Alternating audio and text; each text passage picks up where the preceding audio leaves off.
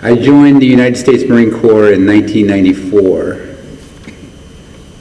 I was in my third year of college at Buffalo State, and I realized I didn't really know what I wanted to do with my life. Even though I was in college, I had about a year left, and I was probably going to become like a high school English teacher or something. But just me saying something just tells you how undecided I was. So I quit college, I went down to recruiter, and I joined the Marine Corps.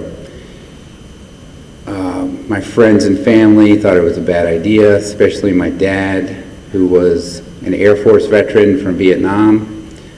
My aunt was career Air Force, so their attitude was, if you're going to join the military, you should at least join the Air Force. You know, the exact quote, "You're too smart for the Marines."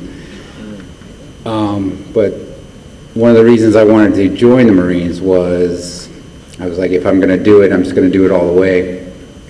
And I knew they had the longest boot camp. So I guess I was trying to reinvent myself, which the Marine Corps helped me do. So Marine Corps boot camp, they shave your hair immediately. Back then I had long hair. I was kind of a punk rock kid, skater. They take your clothes, they give you new clothes. Everybody looks the same, no matter your skin color. You lose your name for a while. You're just called recruit.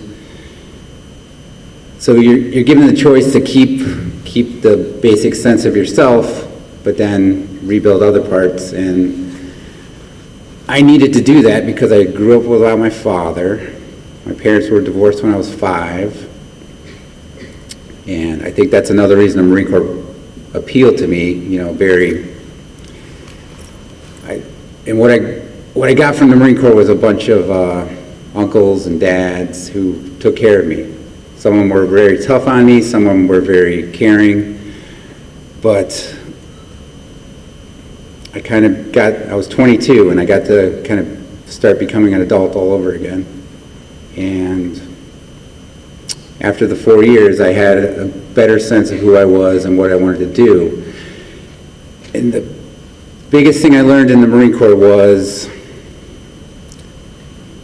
you don't have to like everybody, but you have to show them respect.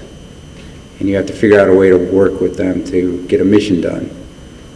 There were guys in my unit who I didn't like very much. I didn't like their personalities. I didn't like their choices and how they lived their lives. When they weren't on duty, I would never hang out with them. But when we were out on the flight line taking care of the jets, we had to work together and we had to get the job done. That's what was expected.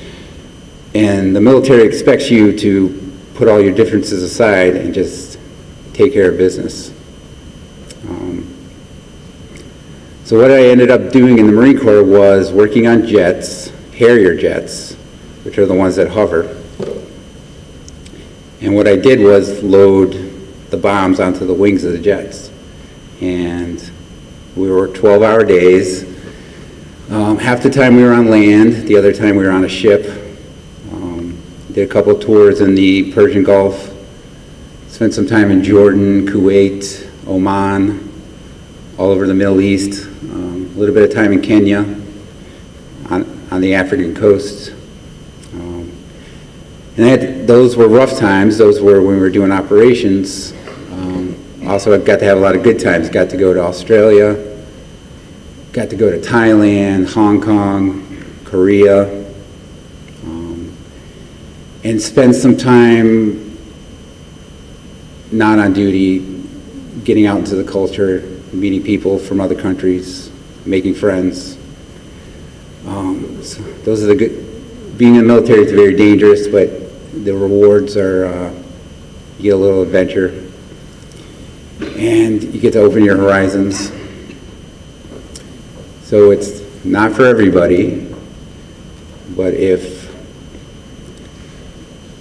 you ever get to that place where you just need a little direction, don't quite know who you are yet, that's an option.